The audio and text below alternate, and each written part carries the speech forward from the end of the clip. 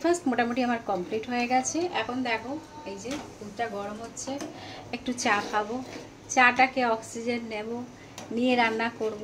রান্না কিছু করব না, শুধু আজকে ভাতটা করব আর সব তরকারিপাতি সব করা আছে। রাতে করব মাটন, রাতে এটা হবে। আর এখন একদম ভালো লাগছে না, এখন বাজে কিন্তু 12টা, কটা বাজে, 12:30 বাজে। আমি ঘড়ি দেখেছিলাম, যখন ব্রেকফাস্টটা করি ঠিক অনেকটা দেরি হয়ে যায়। তারপর কী করলাম, এখন দেখো 12:30 একদম, এই যে। আর এখন একটু চা খেতে হবে, চা খেয়ে অক্সিজেনটা আমাকে নিতে হবে।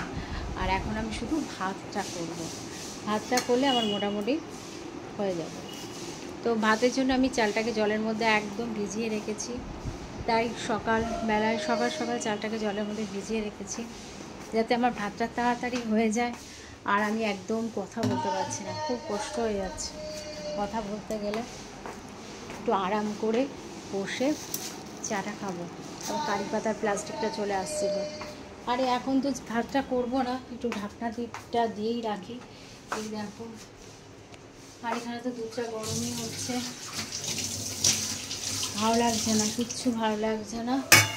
ভাবলাম না, এইটুকু ভিডিওটাই তোমাদের সাথে শেয়ার করি, একটু বক বক করি, এই জন্যই করলাম। তো এই হচ্ছে ব্যাপার। তো দুধটা গরম হয়ে গেলেই আমি চাটা করব।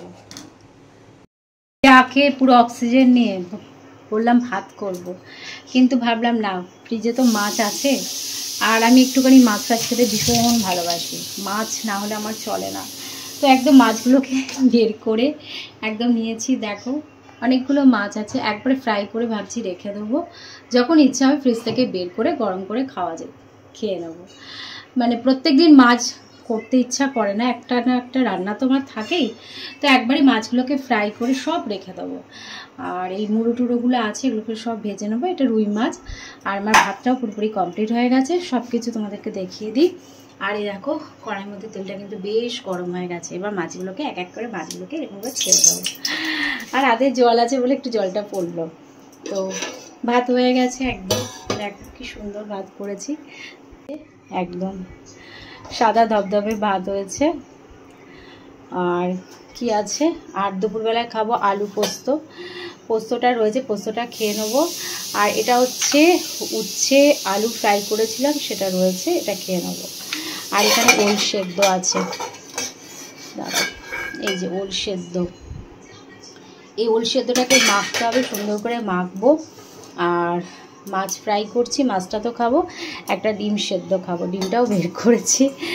মাছ ফ্রাই বলতে মাছটা একটুখানি পেঁয়াজ দিয়ে করলে ভালো হতো, কিন্তু আর সময় নেই এখন, অনেক ঘড়ির কাটা অনেকটা হয়ে গেছে। এই যে প্রত্যেকটা মাছ, প্রায় অনেকগুলোই মাছ আছে আমার, তো মাছগুলোকে একটু সুন্দরভাবে ফ্রাই করে নেব লেজা ফেজা দিয়ে। এই হচ্ছে ব্যাপার।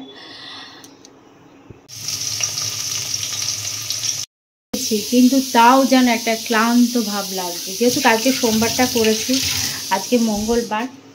আর মঙ্গলবার আমি একটু ভাতটাকে এরকম করে দিই, তাহলে আর একটু ঝরঝরা থাকবে।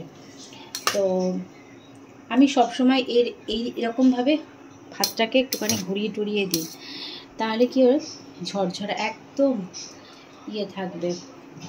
তো যাই হোক, কালকে গেছে সোমবার, আজকে মঙ্গলবার।